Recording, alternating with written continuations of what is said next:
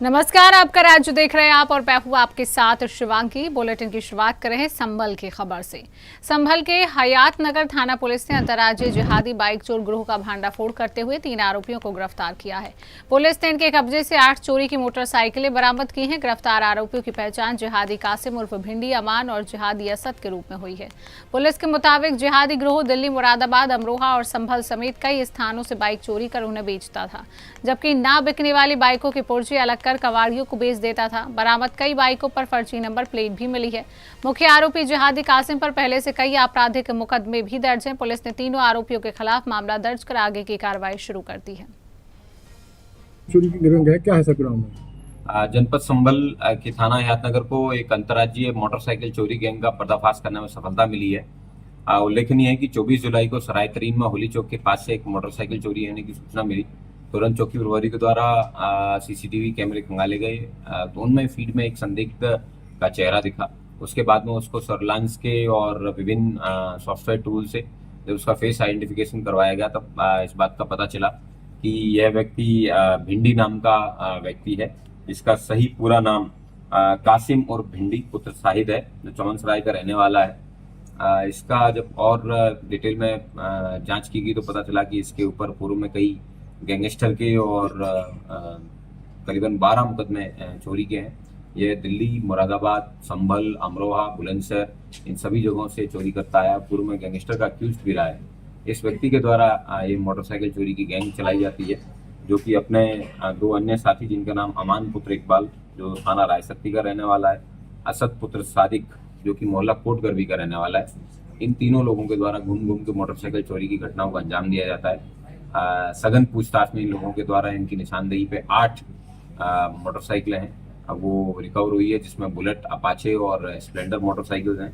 और जो मोटरसाइकिल 24 तारीख को उत्तर प्रदेश के संभल जिले के बनियाठेर थाना क्षेत्र में रिश्तों को शर्मसार करने वाली घटना सामने आई है। पुलिस के अनुसार 19 साल के सूरजमुखी को गांव के एक युवक से बातचीत करते देख उसके पिता रोहताश ने कथित तौर पर मारपीट शुरू कर दी। इस दौरान युवती का सिर दीवार से टकरा गया, जिससे वह गंभीर रूप से घायल हो गई है। इलाज के दौरान उसकी मौत हो गई। प्रारंभिक तौर पर घटना को हादसा बताने की कोशिश की गई, लेकिन जांच में मारपीट की पुष्टि होने पर पुलिस ने मामला दर्ज किया है। पुलिस ने आरोपी पिता को गिरफ्तार कर न्यायालय में पेश किया है, जहां से उसे न्यायिक हिरासत में जेल भेज दिया गया। मामले के आगे की जांच जारी है। संभल के थाना बनियाठेर क्षेत्र में 24/25 की रात को गांव की चौकीदार के पुत्र द्वारा थाना बनियाठेर को सूचना दी गई कि एक व्यक्ति है जिनका नाम रोहतास है, उन्होंने अपनी बेटी सूरजमुखी को काफी पीटा है और उसके बाद वो सीरियस स्थिति में। पुलिस के द्वारा मौके पे विजिट किया गया और उसके बाद में उसको अस्पताल ले जाने के लिए बताया गया। महिला का ट्रीटमेंट कराया गया, लेकिन उसके बाद में उसकी डेथ हो गई। प्रथम दृष्टया यह मामला प्रेम प्रसंग का बताया जा रहा है। उसी में ही आवेश में आके लड़की के पिता के द्वारा उसकी मारपीट की गई और उसके बाद में उसकी डेथ हो गई है। सुसंगत धाराओं में अभियोग पंजीकृत करके जो गुजरात के सूरत में गौ माता को राष्ट्र माता घोषित करने और देश भर में गौ हत्या पर पूर्ण प्रतिबंध लगाने की मांग को लेकर हजारों गौ भक्तों, साधु संतों और विभिन्न हिंदू संगठनों ने विशाल रैली निकाली है। कार्यक्रम की शुरुआत अग्रसेन भवन में वैदिक मंत्रोच्चार और विजय मंत्र के जाप से हुई है, जिसके बाद वनिता विश्राम मैदान से रैली जिला कलेक्टर कार्यालय तक पहुंची। रैली में शामिल लोगों ने गौ माता की जय और भारत माता की जय के नारे लगाए हैं। प्रतिनिधिमंडल ने जिला कलेक्टर को ज्ञापन सौंपकर केंद्र सरकार तक मांग पहुंचाने, गौ संरक्षण के लिए प्रभावी और कठोर कानून बनाने की अपील की।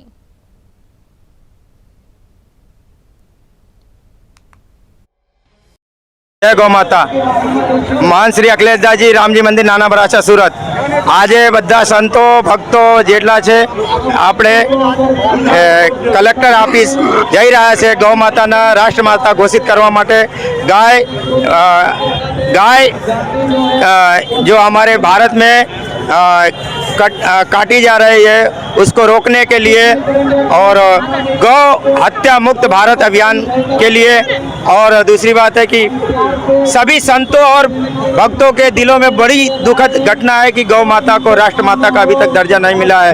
हमारे भारतवर्ष में धरती माता है, लक्ष्मी माता है, मगर गौ माता का राष्ट्र माता नहीं बनाया गया है। इसलिए सभी संतों और भक्तों ने अभियान उठाया है। आज सब संतों एक कल्पात्री जी महाराज जी की आखिरी इच्छा को पूर्ण करने के लिए संकल्प होकर के कलेक्टर ऑफिस जा रहे हैं। बोलो गौ माता की। बिहार के बेतिया में सड़क चौड़ीकरण अभियान के तहत जिला प्रशासन ने मीना बाजार में बड़ी कार्रवाई करते हुए बुलडोजर चलाया और पथरी घाट से बरवत सेना तक प्रस्तावित 4 लेन सड़क के चौड़ीकरण और नाला निर्माण के लिए प्रशासन ने अतिक्रमण हटाने का अभियान चलाया है। एसडीएम विकास कुमार के नेतृत्व में 85 दुकानों पर कार्रवाई की गई है। प्रशासन के अनुसार 14 दुकानदार हाईकोर्ट से एसटी ऑर्डर लेकर आए, जबकि शेष 71 दुकानों से अतिक्रमण हटाया गया है। वहीं कारोबारियों का कहना है वे वर्षों से किराया जमा कर रही है। मामला हाईकोर्ट में लंबित होने के बावजूद जल्दबाजी में कार्रवाई की गई है। प्रशासन ने कहा कि शहर को जाम मुक्त और बेहतर यातायात व्यवस्था देने के लिए अभियान जारी रहेगा।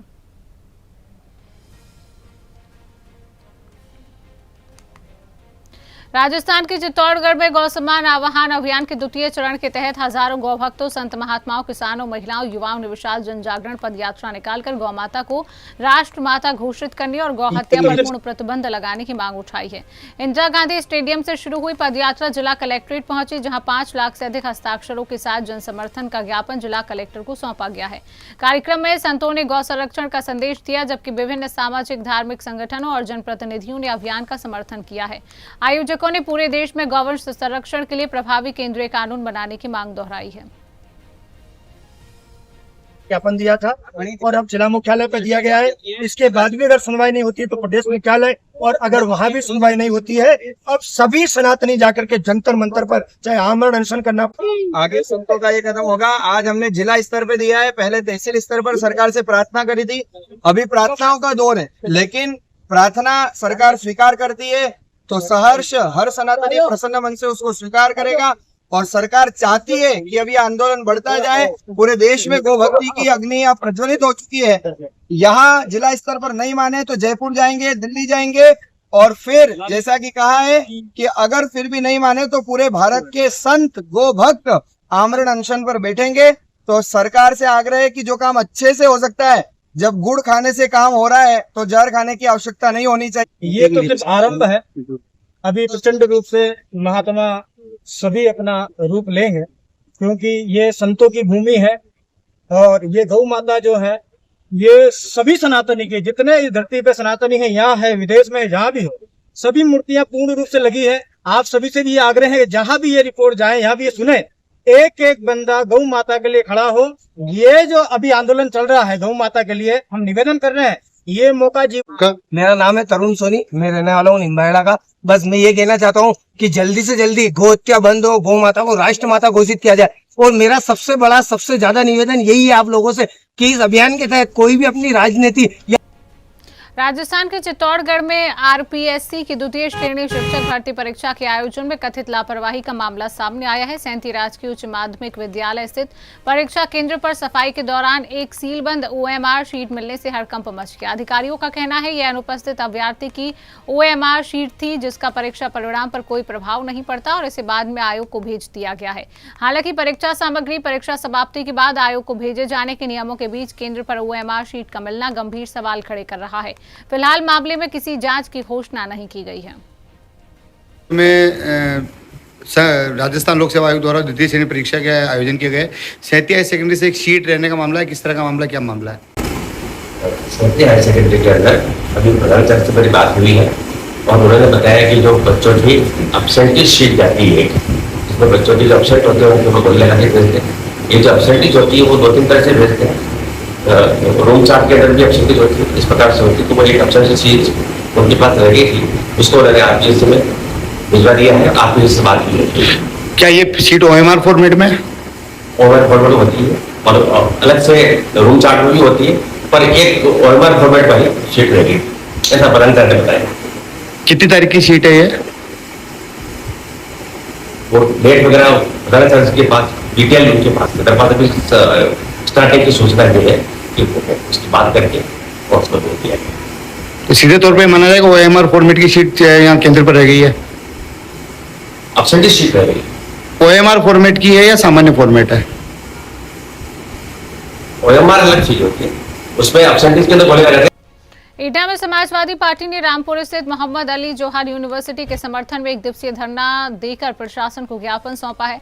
सपा जिलाध्यक्ष परवेज जुबैरी ने कहा है, नक्शा पास न होने के आधार पर यूनिवर्सिटी के 40 में से 38 भवनों को तोड़ने के लिए नोटिस जारी करना गलत है। उनका कहना है, ये यूनिवर्सिटी स्वतंत्रता सेनानी मोहम्मद अली जोहर के नाम पर बनाई गई है, इसे शिक्षा का मंदिर मानते हुए संरक्षित किया जाना चाहिए। उन्होंने कहा कि मामूली तकनीकी कारणों से शैक्षणिक संस्थान को नुकसान पहुंचाना उचित नहीं है और सरकार को इस फैसले पर पुनर्विचार करना चाहिए।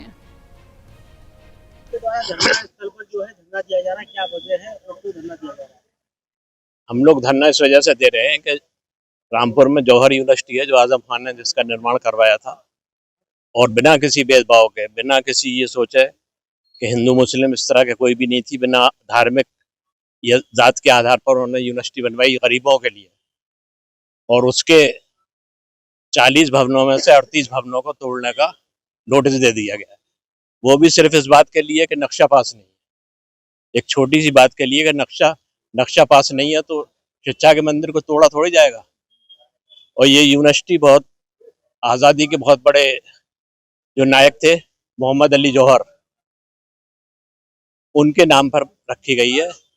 जो 1930 में गोलमेज कॉन्फ्रेंस हुई थी लंदन में, उसमें वो गए थे। तो बुलंदशहर में श्रावण माह की कांवड़ यात्रा को लेकर पुलिस प्रशासन ने व्यापक तैयारियां पूरी कर ली हैं।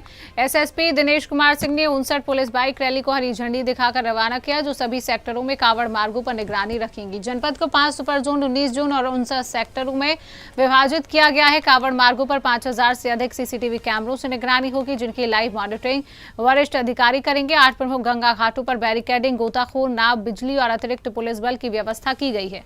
2500 से अधिक पुलिसकर्मी और पीएसी की कंपनियां सुरक्षित व्यवस्था संभालेंगी।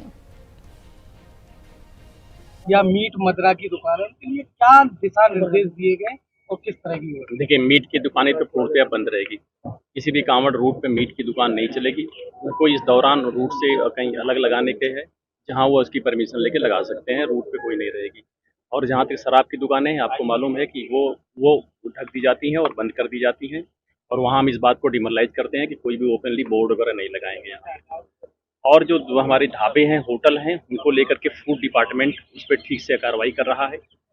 वो चेकिंग भी कर रहे हैं ताकि वहाँ पे जो उनके खाने पीने की व्यवस्थाएं हैं, जो हमारे श्रद्धालुओं के लिए अनुमन्य हैं, वही वहाँ पे रखी जाएं। और इसको फूड डिपार्टमेंट देख रहा है। पुलिस विभाग उनके सहयोग में हमेशा रहेगा।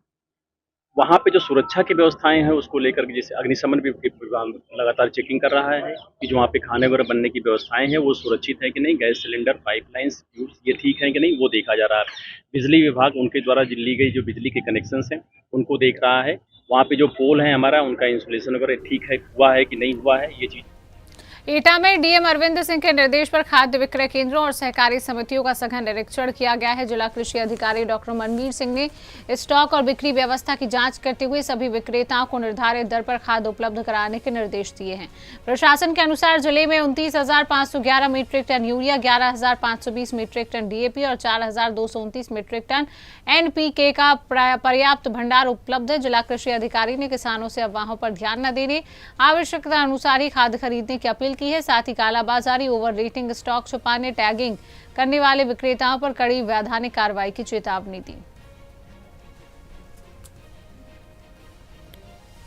ललितपुर के जाखलौन क्षेत्र में एक महिला ने अपने 2 मासूम बच्चों के साथ ट्रेन के आगे कूदकर कथित आत्महत्या कर ली है। प्रारंभिक जानकारी के अनुसार महिला घरेलू विवाद से परेशान थी। घटना से पहले पुलिस चौकी पहुंचकर शिकायत करने गई। इसके बाद वह 2 बच्चों के साथ रेलवे ट्रैक पर पहुंची, जहां ट्रेन की चपेट में आने से तीनों की मौत हो गई। सूचना पर क्षेत्राधिकारी सदर अजय कुमार सहित पुलिस मौके पर पहुंची। जीआरपी ने शवों को कब्जे में लेकर पोस्टमार्टम के लिए भेज दिया है। पुलिस मामले की जाँच कर रही है। स्थानीय स्तर पर पुलिस की कार्यप्रणाली को लेकर भी अब सवाल उठाए जा रहे हैं। आज दिनांक 27/7/2026 को थाना जाखलौन के अंतर्गत श्रीमती दीपा के द्वारा अपने 2 बच्चों, जिनकी उम्र लगभग 2 वर्ष और 3 वर्ष के साथ रेलवे स्टेशन धौरा के पास ट्रेन से कटकर आत्महत्या करने की सूचना प्राप्त हुई।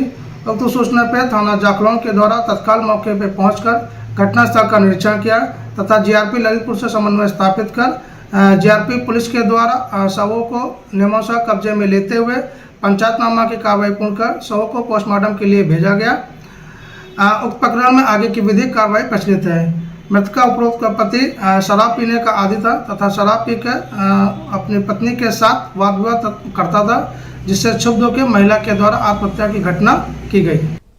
दरभंगा में गौ सम्मान आवाहन अभियान के तहत संतों के नेतृत्व में विशाल गौ सम्मान यात्रा निकाली गई, जिसमें हजारों गौभक्त, सनातन धर्मावलंबी और राम भक्त शामिल हुए हैं। यात्रा की शुरुआत मनोकामना मंदिर में रामधुन आरती और हनुमान चालीसा के सामूहिक पाठ के साथ हुई है। इसके बाद विभिन्न प्रमुख मार्गों से होते हुए यात्रा मंडल ने गौ संरक्षण, संवर्धन और सुरक्षा से संबंधित मांग पत्र और लाखों हस्ताक्षर जिला प्रशासन को सौंपे हैं। संतों ने गौ सेवा को भारतीय संस्कृति, पर्यावरण संरक्षण और ग्रामीण अर्थव्यवस्था से जुड़ा बताते हुए समाज से गौ संरक्षण के लिए आगे आने का आह्वान किया है।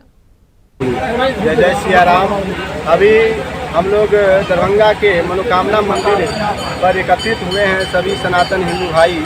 हम लोग अभी जो संतों के द्वारा एक गौ सम्मान आवाहन अभियान चलाया जा रहा है, इसके माध्यम से हम लोग यह चाहते हैं, समस्त हिंदू सनातनी चाहते हैं कि गौ माता को राष्ट्र माता घोषित किया जाए और इस भारत भूमि में जो गौ हत्या होती है उस पर पूर्णतः प्रतिबंध लगाया जाए, क्योंकि गौ हत्या एक कलंक है हमारे भारत भूमि पर। इसलिए हम लोग ये हस्ताक्षर अभियान के माध्यम से सरकार से निवेदन करना चाहते हैं कि आप सभी सनातनियों की बात को समझे। जी नमस्कार, जय श्री राम। आज गौ सम्मान के तत्वावधान में हम लोग पूरे दरभंगा जिला विश्व हिंदू परिषद के अपने जितने भी संगठन के कार्यकर्ता है सभी मनोकामना मंदिर के प्रांगण में एकत्र हुए हैं।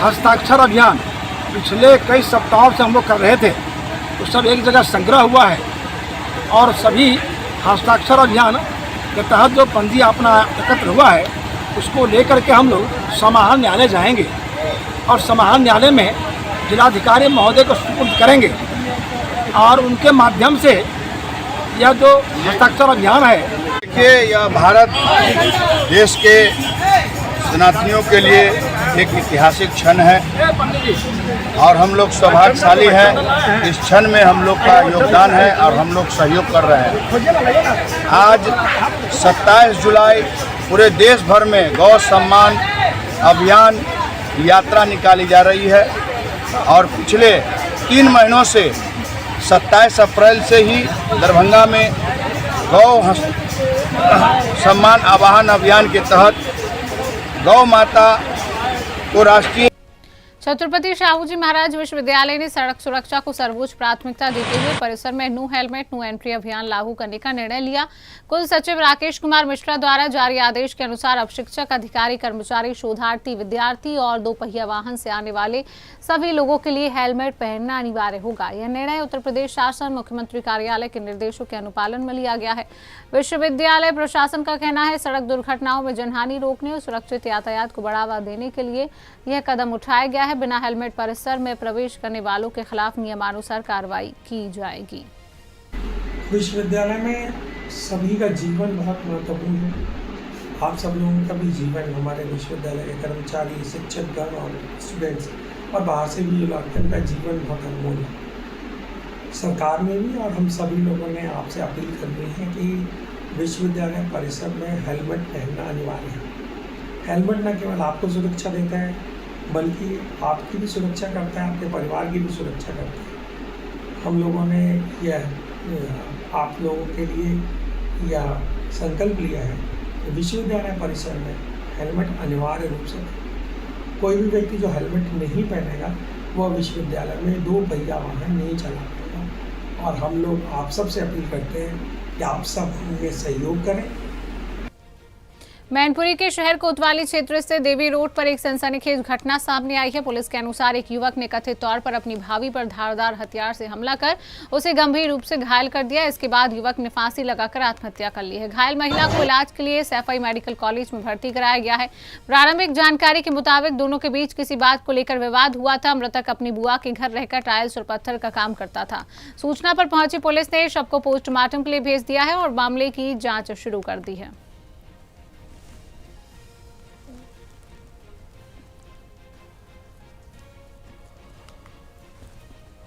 सर, कोतवाली थाना क्षेत्र में एक घटना हुई है, क्या घटना है सर? कोतवाली क्षेत्र के देवी रोड पे एक सूचना मिली पीआरबी को 7:53 पे कि एक सनी नाम का लड़का है जो बरबटापुर छिबरा में वो कन्नौज का रहने वाला है, अपने बुआ के यहाँ रहता था, आज उसने आत्महत्या कर ली है।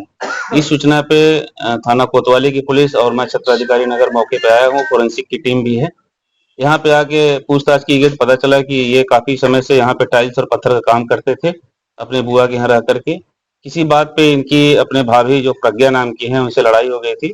लड़ाई में ही कुछ कट्स के निशान इन्होंने मारे हैं अपने भाभी को, जो घायल अवस्था में सैफई इलाज के लिए जा रही हैं।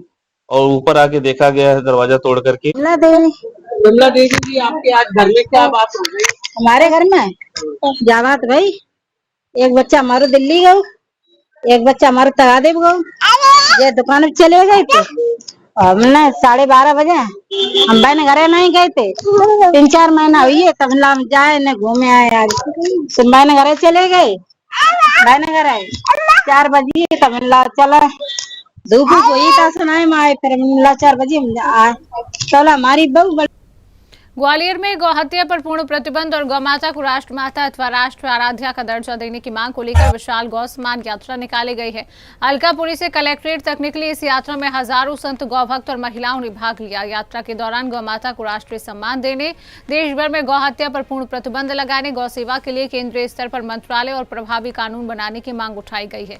संतों ने कहा, देश भर में लाखों लोगों के हस्ताक्षरों के साथ ये जन जागरण अभियान चलाया जा रहा है। मांगे पूरी होने तक आंदोलन जारी रहेगा। चारों गौसेवक 5.5 लाख हस्ताक्षर के साथ में आज 27 जुलाई को गुरु पूर्णिमा के पूर्व गौ माता के सम्मान दिलाने हेतु भारतवर्ष के प्रत्येक जिले में यह अभियान चलाया जा रहा है। तो ये आज इस गौसेवक अभियान के लिए निकले हुए। गौ माता राष्ट्र माता घोषित हो, गोचर भूमि की रक्षा हो और जो इनके संसाधन हैं। लायंस इंटरनेशनल डिस्ट्रिक्ट 3232F2 ने लायंस क्लब इंटरनेशनल फाउंडेशन के इमरजेंसी ग्रांट की तहत सूरत के लिम्बायत स्थित इंदिरा गांधी मेमोरियल स्कूल में बाढ़ प्रभावित एवं जरूरतमंद परिवारों को 1500 राहत किट वितरित की है।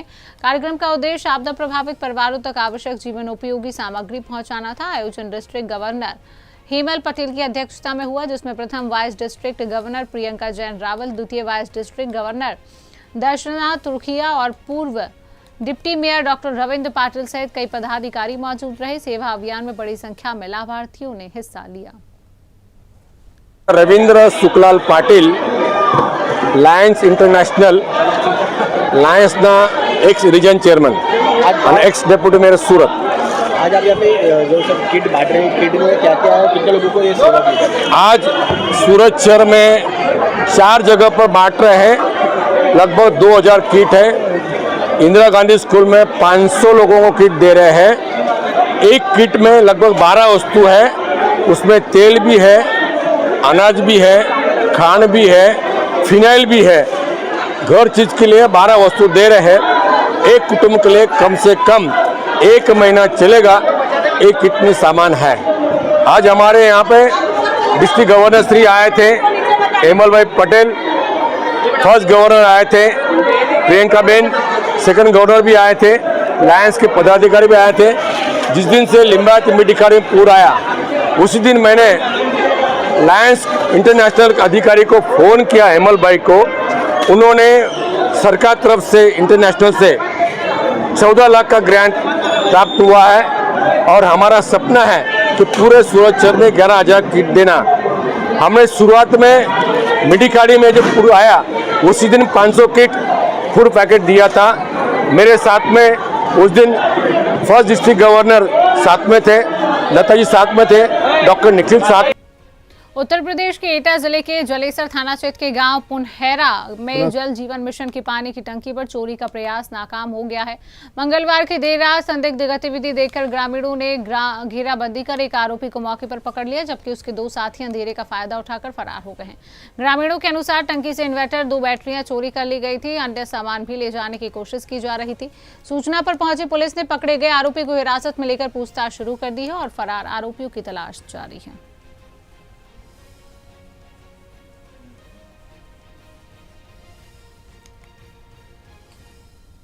अपना वीडियो फोटोग्राफी कर लो, ये सरकारी संपत्ति ऐसा नहीं होता सुनो, भैया। वो गार्ड है, उसको जवाब देना पड़ेगा सुबह। सुनो तो मेरी बात, ये तो मेरठ में कांवड़ यात्रा 2026 और श्रावण शिवरात्रि को शांतिपूर्ण और सुरक्षित ढंग से संपन्न कराने के लिए पुलिस प्रशासन ने व्यापक तैयारियां पूरी कर ली हैं।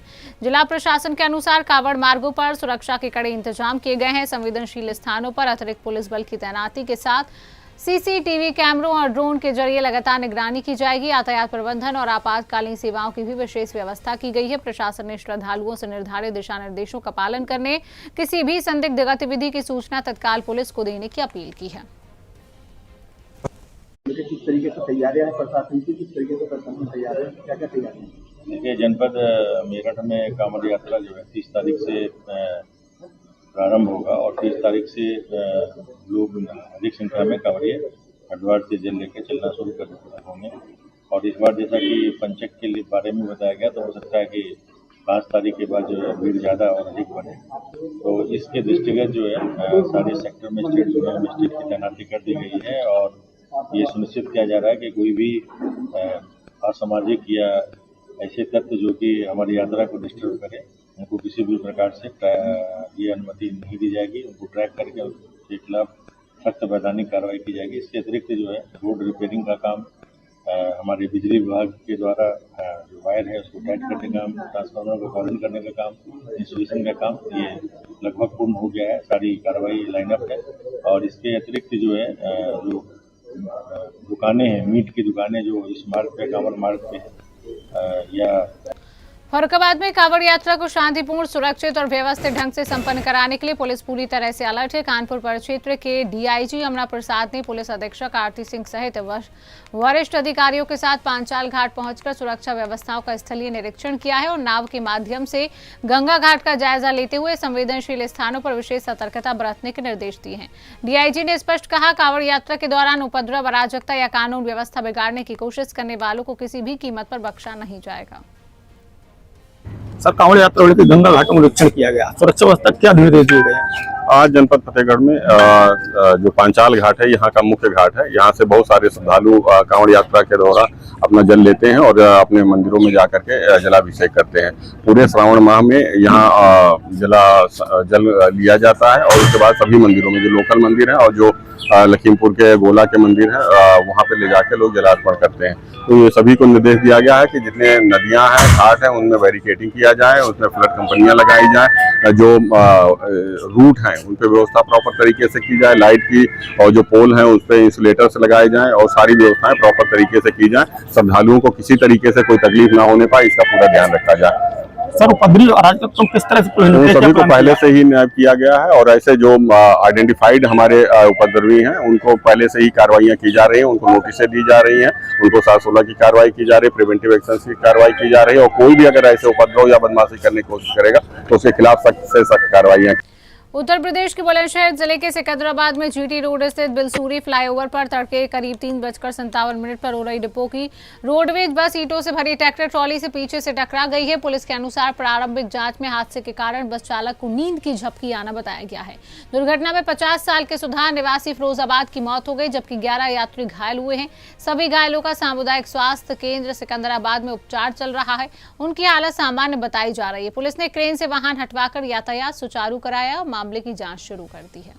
क्या नाम है आपका? रागिनी। रागिनी, क्या घटना हुई है? तो ट्रक इधर से वो आ रही थी, बस आ रही थी तो इधर से ट्रक वो ऐसे मुड़ा रो जी नींद में तो जाने एकदम उसी के ऊपर चढ़ा दी तो गिर गई हूँ। फिरोजाबाद के रहने वाले हैं हम। ये जो मृतक है इनकी हमारी बहन ही, ये मैनपुरी से आ रहे थे, वापस दिल्ली जा रहे थे घूमने, वहाँ काम कराएंगे नोएडा में।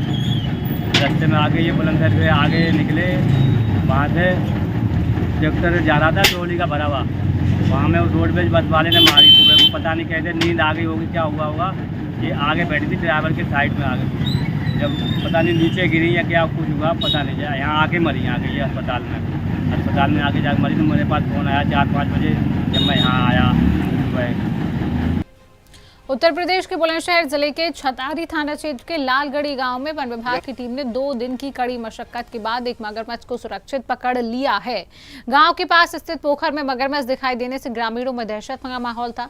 सूचना मिलने पर वन क्षेत्राधिकारी के नेतृत्व में टीम ने पोखर में जाल बिछाकर लगातार रेस्क्यू अभियान चलाया। आखिरकार मगरमच्छ को सुरक्षित पकड़ लिया गया, जिसके बाद ग्रामीणों ने राहत की सांस ली है। वन क्षेत्राधिकारी आदित्य सिंह ने लोगों से अपील की कि वे किसी भी वन्यजीव के देखने पर तुरंत वन विभाग को सूचना दें।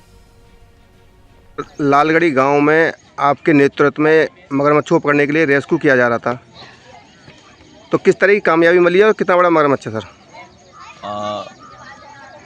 एक हफ्ते पहले हमें सूचना मिली थी कि लालगढ़ी गांव में एक तालाब के अंदर एक रेस्क मगरमच्छ स्पॉटेड हुआ है। सूचना की मिलते ही वन विभाग की टीम ने त्वरित कार्रवाई करते हुए तुरंत जाल को इंस्टॉल किया एक नियर बाई एग्रीकल्चर फील्ड के पास, जहाँ पे उसका मूवमेंट बहुत फ्रीक्वेंटली स्पॉट किया जा रहा था। और उसके एक दिन पहले just day before yesterday trigger pin because बारिश का वक्त। पवन कुमार। अच्छा पवन जी, अभी आपने एक रेस्क्यू किया है, रेस्क्यू के बाद एक मगरमच्छ को पकड़ा है, तो कितना बड़ा मगरमच्छ था और पकड़ने में किस तरह की दिक्कतें आई? इसकी करीबन 6 फुट लंबाई है और ये काफ़ी दिनों से गांव वालों को जो है डराए हुए था और इसकी सूचना वन विभाग को तुरंत लगते ही और वन विभाग के द्वारा हमें भी यहाँ पर मदद के लिए थोड़ा याद किया गया था। वैसे इसमें पूरा सहयोग वन विभाग का ही है। हम तो थोड़ा सा यहाँ पर आए थे उनकी हेल्प के लिए, क्योंकि मैं इस क्षेत्र में काफ़ी दिनों से जीव जंतुओं को रेस्क्यू करता आ रहा हूँ और हर तरह के जीव जंतु को हम रेस्क्यू करने के लिए अक्सर आते रहते हैं। तो इसी को ध्यान में रखते हुए वन विभाग ने भी हमें याद किया था, हम मौके पर आए हैं और उनके साथ अब इसको रिलीज़ करने के लिए लेकर जा रहे हैं। अच्छा, जिस तरह से आपने रेस्क्यू किया है, रेस्क्यू के साथ साथ लोगों से क्या अपील करना चाहेंगे अगर इस तरह के कोई जानवर निकलते हैं तो रिस्क ना ले कोई? देखो बरसात। और फिलहाल के लिए आपका राज्य में इतना ही। आगे देश प्रदेश की तमाम खबरों को जानने के लिए आप देखते रहिए सुदर्शन न्यूज।